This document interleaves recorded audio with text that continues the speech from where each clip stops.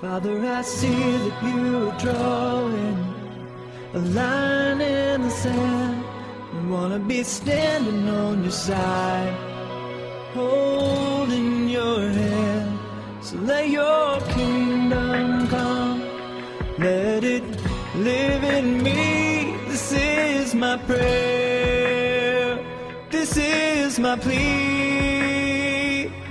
Father, I see that you are drawing a line in the sand, and I want to be standing on your side. Well, tonight we are going to talk about the Feast of the Lord. We are going to talk about all the festivals and the holy days that are found in the Bible. We're going to talk about God's whole calendar and what it means versus our calendar.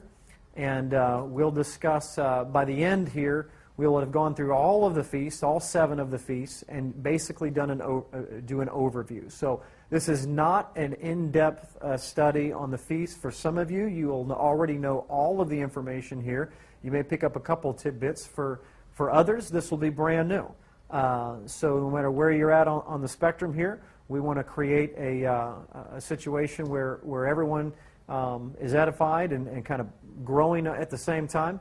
So we're going to do just an overview of the feast. And then as time allows and as the Lord allows, we're going to go into detail of each feast at a different date on all the levels. Because how many know that as you get into the Scriptures, it can just infinitely go deep. There's so many different things that we can learn about each individual thing. So the Feast of the Lord, prophetic rehearsals of the second coming. Okay, and that's really what this is. It's all the rehearsals of the first coming and the second coming of the Messiah. So here's some questions that we want to ask. Number 1, why should we study the feast anyway? Number 2, aren't they Jewish and given only to the Jews? And number 3, what significance do they play in my life for today and in the future? Okay, so we want to find out what these are all about, because I mean, what do we even need to know about these 4 anyway? I mean, if we're going along and we have a relationship with the Lord and you're saved and you know that the Messiah is coming back and you believe in Jesus, what do we need to be doing? Why do we even need to know these things? Okay, we're going to answer all these questions as we move through here, and hopefully you'll have a little bit more of an idea, a little significance about some of the things that we're going to be talking about. These are the 7 holy days, the 7 feasts of the Lord. The ones that are in green are the spring feasts, okay? And the ones in the orange, orangish red, are the fall feast. And then you have number 4, Shavuot, that's stuck in the middle. So let's just go through these real quickly. The first one is Passover. The second one is unleavened bread. Most of you are very familiar with these first 3. And the third one is first fruits. And then the fourth one, or the spring feast, really culminate into the summer feast of Shavuot. In Hebrew and in Greek, it's called Pentecost. And most of us are very familiar with that. The last 3 are the most significant of the feasts, which we'll be spending a little bit significant amount of time near the end here, because they all deal with the second coming of the Messiah. And everyone wants to know when the second coming of the Messiah is going to be. Okay, I haven't met anybody yet that doesn't want to know when the Messiah is coming back. But I can assure you that just like in my own family, that whatever my wife has on her calendar, that is the real calendar, okay? I have my calendar, but she has her calendar, and her calendar is the calendar, okay? So I think Yahweh kind of works that same way in the fact that He allows us to have our own calendar. And He's okay with us having our own calendar, but understand that His calendar trumps our calendar. Would you agree with me? Okay? So no matter what His calendar is, I think it's very important that we start off understanding that His calendar is the only one that counts. Okay? All right. So that's important for us to go through. So the fall feast, or Rosh Hashanah, or the Feast of Trumpets, Yom Kippur, or the Day of Atonement, and Sukkot. Okay? Or Tabernacles, the Feast of Booths, or the Feast of Ingathering. Okay? The end of the year, Thanksgiving, so to speak. Okay? All right, so let's go through and work through this, one question at a time. First of all, aren't these just for the Jews? How many have heard that the feast days of the Lord, these are Jewish feasts? Why would you want to celebrate a Jewish feast, David? Why would you want to celebrate, a Jewish holiday? Now, what's strange about that statement is it's completely without fact.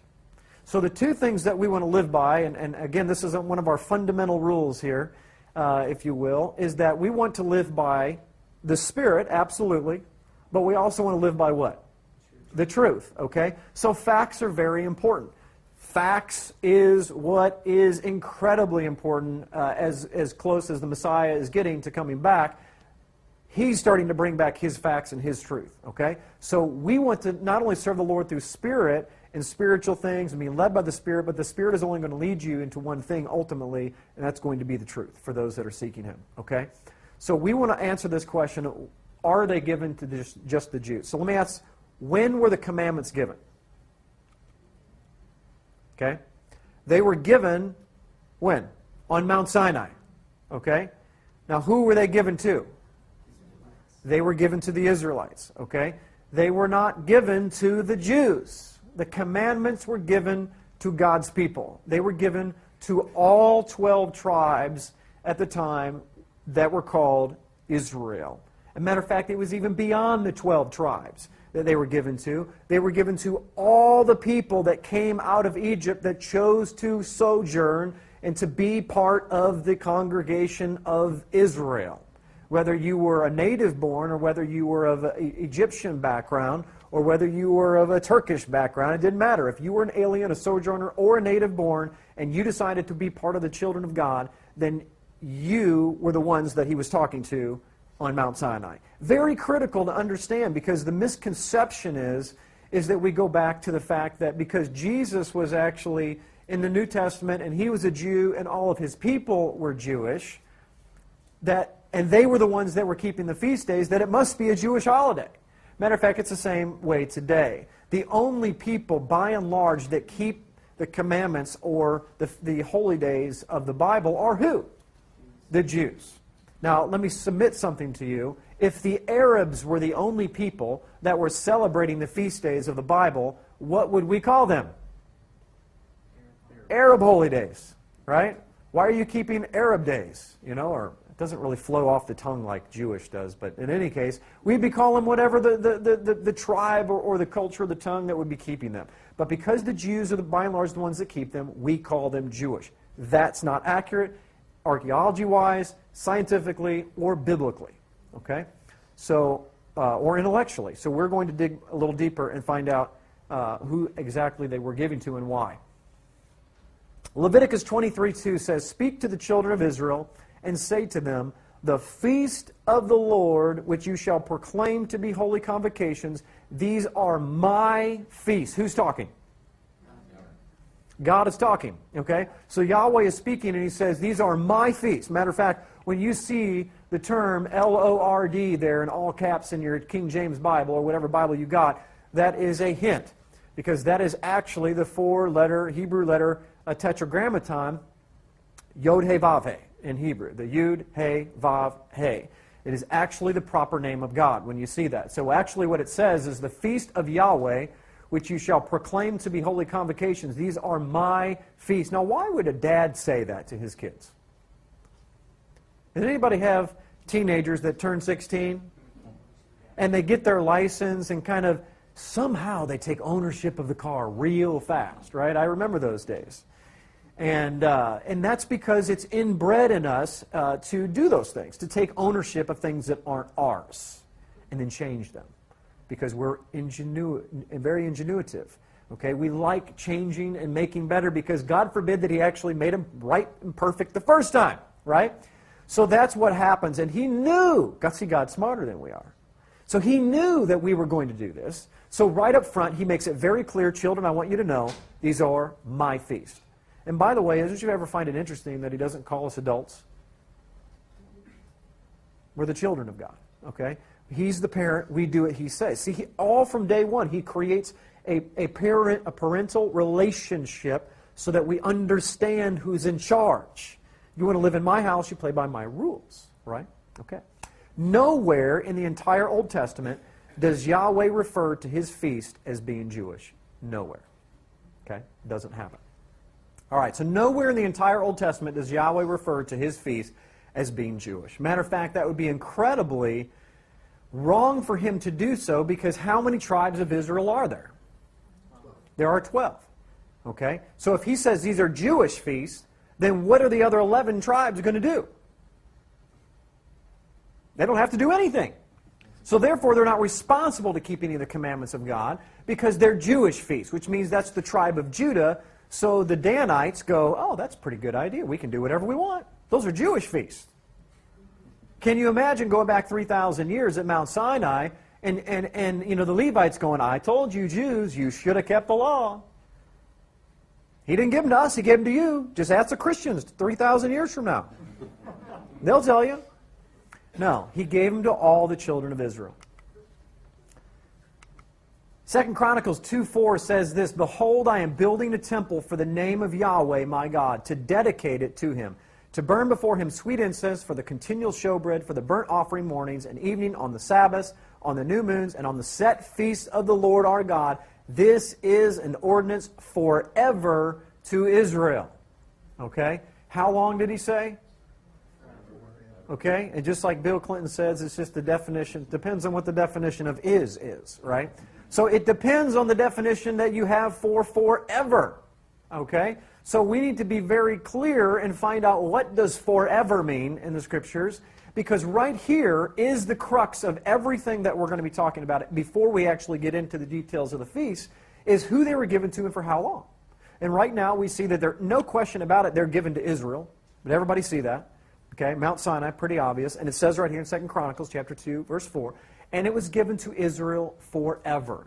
So let's find out how forever is, if forever actually penetrates the new covenant shield. Because how many of us have grown up believing that the feast days, the festivals, the laws, the commandments, decrees, the ordinances, the instructions, the manual, the blueprint for living ended when the Messiah came? Okay, most all of us have grown up learning that. So if that's the case, then these shadows that we have been learning about have ended, and they have no value or relevance to us today. And forever, then, the definition of forever ends at the Messiah. Do you understand the logic? Okay? So we're going to find out what forever means. And we're going to find that by going to Zechariah chapter 14.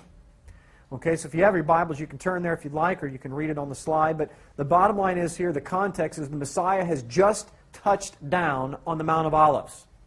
Does anybody know when this happens? The second coming. Okay? He comes down from riding on the clouds, and his feet land on the Mount of Olives and split it in two.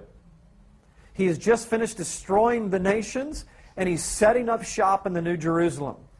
And this is what he says in verse 16. He says, Then the survivors from all the nations that have attacked Jerusalem will go up year after year to worship the King, Yahweh Almighty, to celebrate the Feast of Tabernacles. I just pulled one verse out of there. So this is intriguing, because we have the nations celebrating the Feast of Tabernacles in the 1,000-year millennial reign of the Messiah. Does everybody see that? So now we have penetrated the veil of the new covenant. Matter of fact, we penetrated beyond the veil of when the Messiah came the first time, all the way through the next 2,000 years, and we penetrated the veil of the second coming of the Messiah, you see. So the question is everything that we've taught about the shadows being just only a part-time job, so to speak, and then they're done away with when the substance comes? If the shadows are truly done away with, then why does he bring them back in the millennium, and not only bring them back, but create punishment, severe punishment, if you don't keep them? I'm going to submit that when he said they're forever, he meant that. There's very few things, let me rephrase, there's nothing that God says that isn't true. Did I say that right? I had to think through that for a second. There's nothing that he says that's not going to come true. So when he says forever, it's probably forever. Would you agree with me? So in biblical hermeneutics and interpretations, you should always err on the side of the literal. And I'm being serious. You should always err on the side of literal if it's ambiguous, because the plain meaning of the text is pretty much the plain meaning of the text. Okay? Verse 17, If any of the peoples of the earth do not go up to Jerusalem to worship the King, the Lord Almighty, they will have no rain. Okay? So I think it's really important that we begin to start learning how to keep the Feast of Tabernacles. Now, whether it's mandatory or not, we can debate that. I happen to believe that it is for us today because it's part of the covenant. But even if it's not, I think it's a good idea to learn them just so that when you get there, you'll already know how to do it.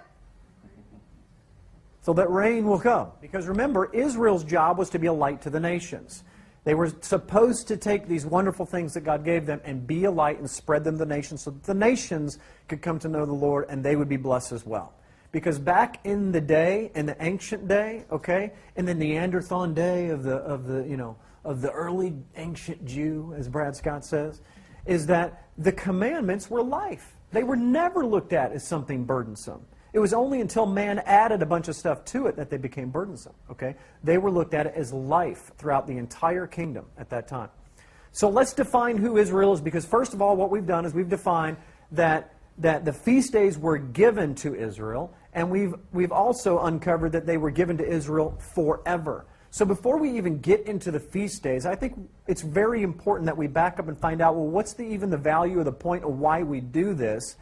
So we're going to let the Scriptures tell us that. They're given to Israel, they're given forever. So now let's quickly find out who Israel is. Numbers 15:15 says, "One ordinance shall be for you of the assembly," and the Hebrew there is kahal, "and for the stranger who dwells with you, an ordinance forever throughout your generations. As you are, so shall the stranger be before the Lord." Now what we have right here is we have an inclusive definition. A further definition of Israel is not just the 12 tribes, and we've gone over this in great detail before, but I just want to do this in this setting here in a shorter fashion, that it says that one ordinance or one law shall be for you the assembly, the kahal, and for the stranger who dwells among you. Those are not of the native born. So you have an ordinance forever throughout your generations. As you are, so shall the strangers be before the Lord. Now what does that mean? As you are, so shall the stranger be before the Lord. There is no difference. Now does that not fit the character that we already know of God? That when He sees us, He does not see, as Paul says, male or female, Greek or Jew, slave, master, on and on. Okay? He sees people, all level, at the cross. And that's what happened, is when He said that when my people come before me, they're my people. I don't care if they're red, yellow, black, blue, or white. Okay? Or what genealogy they come from. If they want to be my people, they will simply be circumcised and keep my commandments, and they will be as if they were native born. Okay? And their name shall be Israel. So could we say that the strangers or the Gentiles were grafted in? Can we use that terminology so early in the Scriptures in number 15? I know it shows up in Romans 11, but right here, would you not agree with me? This is the grafting in of the Gentiles or the nations into Israel. One other thing I want to point out, there's a reason why I pulled out the Hebrew word kahal here.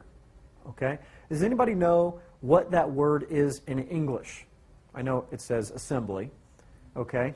But in the Septuagint, which is the Greek translation of the Old Testament, okay, it is translated as church. In the New Testament, the Greek counterpart to the Hebrew kahal is ecclesia, which means church. Actually, that's what it's translated as, is church, but what it means is assembly. Okay, so if I was going to be fair to the translation, this is what this should say. If Numbers chapter 15:15 was in the New Testament, this is what it would say. One ordinance shall be of the church, for the church, and of the church, and for the stranger who dwells with you. One ordinance shall be for you, the church. Okay? We're messing with some theology here, because what we're saying is what the Scriptures is saying, and what Yahweh is saying is that His people are called the church. You see? And what we mostly have grown up with is the church didn't start until the day of Pentecost. Not so. So, and we'll talk about that in just a moment. Jeremiah chapter 11. The Lord called your name green olive tree, talking about Israel, lovely and good fruit, with the noise of a great tumult. He has kindled fire on it, and its branches are broken. And we find out later He broke it into two. Okay? So the olive tree we know is Israel, and Israel is the church. incredibly important to understand as we move into the New Testament that we recognize these terms that are defined in the Old Testament. Because how many remember and understand that in the New Testament times there was no New Testament, so the only scriptures that they had, when 2 Timothy says that all Scripture is inspired by God and worthy for doctrine and reproof and living the way of righteousness, he's not talking about the New Testament. It didn't exist. He certainly wouldn't be talking about himself or his own writings. He's talking about the Old Testament. That's what the scriptures that they had. Okay? So we got to define the New Testament by the Old. So it's very important. I'm bringing this up for a reason. The olive tree is Israel, Jeremiah 11, and Jeremiah 29, and Israel is called the Kahal, or the church. So when we move into Romans 11, this is what we see. In verse 17, if some of the branches were broken off, and you being a wild olive tree, talking to the Gentiles, were grafted in among them, and with them became a partaker of the root and the fatness of the olive tree. Now the root is the Messiah. We don't have time to go into this. We've gone into it many times before. And the olive tree is Israel. So Ephesians chapter 2, verse 12 tells us very clearly who these people are. And that time you, talking to the Gentiles, were without Christ, being aliens from the commonwealth of Israel. Now stop for a moment. Today you are part of the commonwealth of the United States. So far. Okay? Now that may split into several regions here pretty soon, but who knows. But right now we're all under the Commonwealth of the United States. So if you are in the Commonwealth of the United States, are you not under and bound and under the jurisdiction of the Constitution of the United States? Let me say that in biblical terms. If you are in the Commonwealth of the United States, are you not under the covenant of the United States of America? So when Paul says in Ephesians chapter 2 that you who were once without Christ, being aliens from the commonwealth of Israel and strangers from the covenants of promise, the constitution of promise, having no hope and without God in the world, now therefore you are no longer strangers from a different country and foreigners, but you are fellow citizens with the saints. And the word there is set apart ones, by the way. And members of the household of God.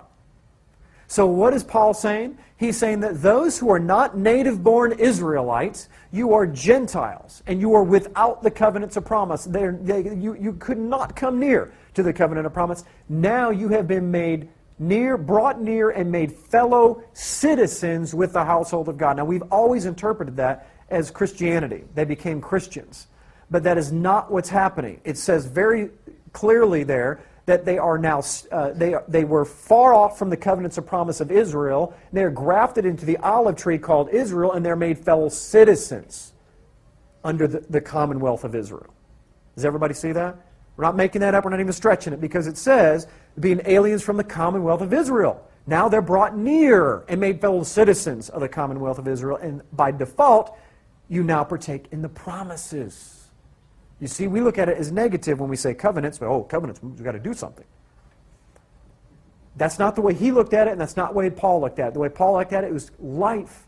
Remember, the commandments were called life. They were called truth. They were called the way. That's why when Yeshua said, I am the way, the truth, and the life, they tore their robes, because he was saying, I am the living Torah. Okay? So now we're starting to nail down who this Israel is. So these are his feasts, given to those that are Israel forever. And as we just went through the scriptures, from Deuteronomy to Jeremiah to Romans 11 to Ephesians 2, we just figured out that Israel is anyone who calls upon the name of the Lord and wants to be a child of God. There is no other definition that the Scriptures give of Israel. It is not Israel and the church. Israel is the church. Okay? And the biggest mistake that we've made is, unfortunately, from our interpreters or translators, and sometimes that's a synonymous term, is that they use the word church in place of ecclesia. And it should be assembly every single time. The word church doesn't even show up in the New Testament in the Greek. It is assembly. And is a subtle, very subtle way of turning your mind from assembly. Because if you saw assembly every time, or congregation, and you actually started in the front of the book, what would happen is your brain would start instantly correlating assembly congregation to assembly congregation. You see what I'm saying? He calls Israel the assembly congregation. New Testament says it's assembly congregation. We're grafted in, and you go, I get it. But someone changed the word to church, and it got your mind on a different track. So you didn't connect the dots. Okay? So what we want to do is connect the dots back to their original meaning, because the original meaning brings original application. The original application brings connectivity, and connectivity brings power. And that's what we're missing in the church today.